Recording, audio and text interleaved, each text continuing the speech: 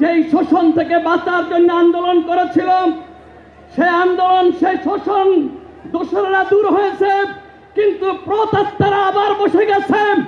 সংবিধানে আজও আল্লাহর উপর আস্থা ও বিশ্বাসের ধারা সংযোজিত হয়তো নাই, তদুপরি আজকের নারী সংস্কারের নামে ইসলাম মুছে দেওয়ার ষড়যন্ত্র শুরু হয়েছে।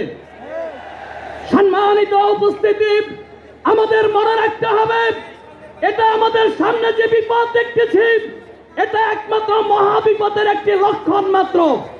এহসাসে নায়াত কর आसार मुसीबत का इमरोज की शोरश में इंद अंदेशे फरदा दे।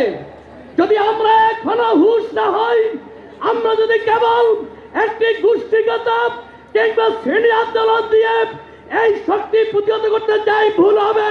ইউনূস সরকারের কাছে কোনো আবেদন করে লাভ হবে না। ওই পূর্ববর্তী ফ্যাসিবাদী সরকার যা বলেছে আমার হাতে কিছু নাই, ইউনূস মেম্বার বলবে আমার হাতে কিছু নাই। এটা কেবল গণ আন্দোলনের মধ্য দিয়েই সকল ওলামা মাশায়েখ, পীর মাশায়েখ, সমস্ত তাওহীদি জনতা, বাংলার 18 কোটি মানুষকে নিয়ে গণ আন্দোলনের মধ্য দিয়েই এই সরকারকে সঠিক পথে আনতে হবে, অন্যথায় কোনো অধিকার আদায় হবে না।